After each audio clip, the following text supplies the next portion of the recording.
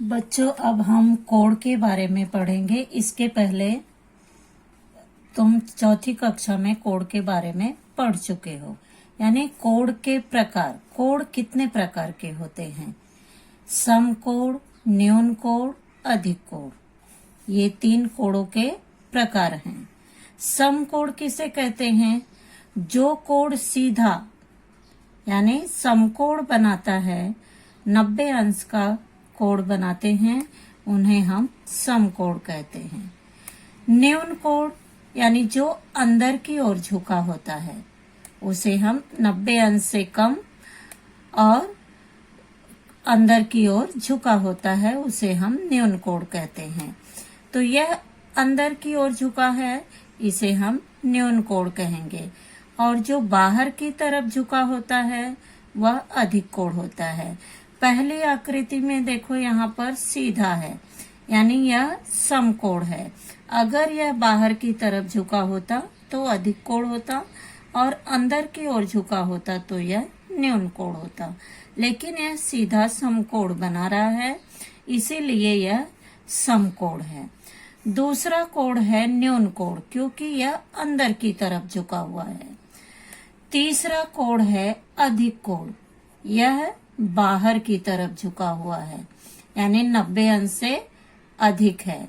इस बाहर की ओर झुका हुआ है, इसलिए इसे हम अधिक कोड कहते हैं।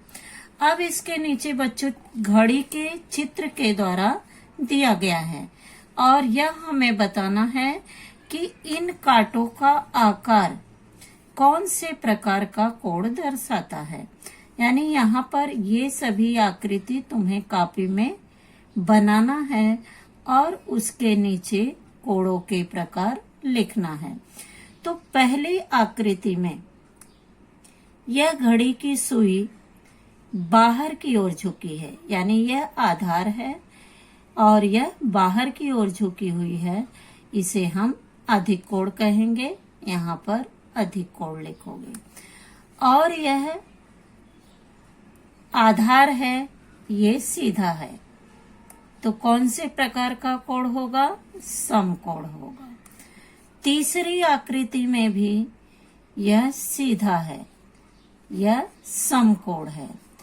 चौथी आकृति में यह बाहर की तरफ झुका है, यानी यह अधिक कोड है। पांचवी आकृति में यह सम कोड बना रहा है, ये आधार है, ये आधार है और ये सीधा यहाँ पर है, सम कोड दर्शा रहा है। लास्ट आकृति यह न्यून कोड है, क्योंकि अंदर की ओर झुका हुआ है, यह न्यून कोड दर्शाता है। तो इन आकृतियों को तुम्हें कॉपी में बनाना है, और घड़ी की सुइयां कौन से प्रकार का कोड दर्शा रही हैं, वह प्रकार यहाँ पर नीचे लिखना है। अब हम प्रश्न संग्रह 24 करेंगे। नीचे दी गई तालिका पूर्ण करो। यानी यहाँ पर 3 आकृति दी गई है और यह कॉलम बनाए गए हैं। इसके अनुसार हमें कोडों के नाम, कोड के शीर्ष बिंदु और कोड की भुजाओं के नाम हमें लिखना है। तो पहली आकृति में कोड है PQR। बच्चों, इसे हम कोड का चिन्ह दर्शाते हैं। इसे हम चिन्ह के द्वारा कोड न लिखकर इस चिन्ह को लिखते हैं। कोड PQR, यानी कोड PQR। किसी भी कोड को हम 2 प्रकार से नाम लिख सकते हैं, कोड PQR अथवा RQP, यानी 2 प्रकार से कोडों के नाम हम लिख सकते हैं। तो कोड का नाम यहाँ पर पहली आकृति का लिखा हुआ है, कोड PQR अथवा कोड RQP, यानी कोड PQR अथवा RQP। अब कोड का शीर्ष बिंदु। शीर्ष बिंदु किसे कहते हैं? जो बिंदु बीच में होता है, जहां पर कोड बनता है, जिस बिंदु पर कोड बनता है वह शीर्ष बिंदु होता है।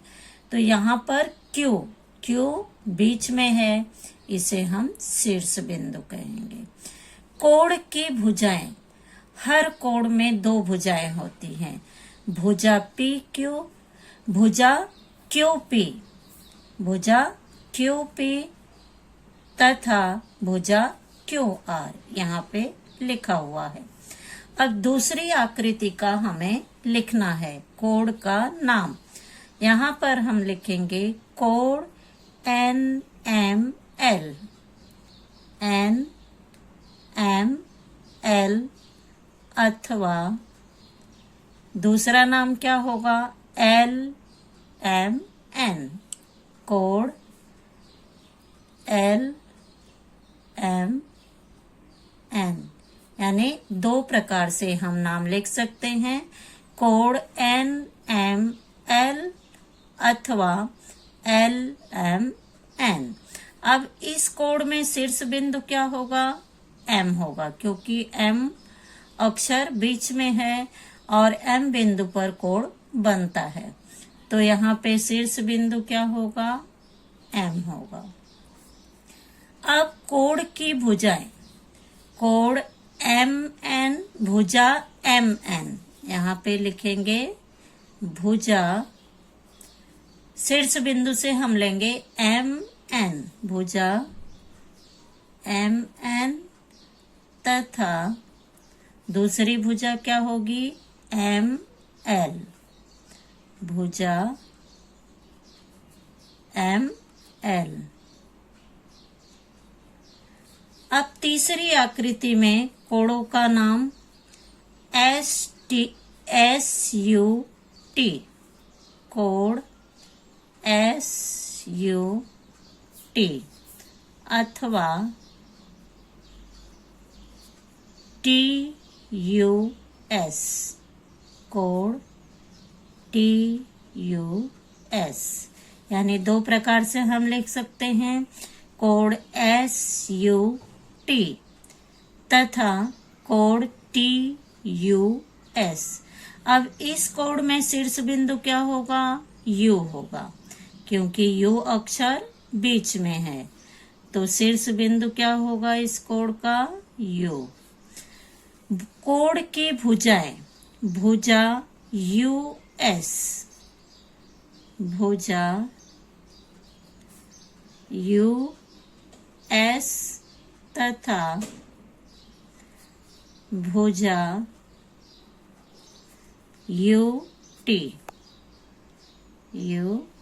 यानी दो प्रकार से नाम लिखेंगे, भुजा US तथा भुजा UT। यानी हर कोण में दो भुजाएं होती हैं, एक शीर्ष बिंदु होता है और कोण का नाम हम दो प्रकार से लिख सकते हैं।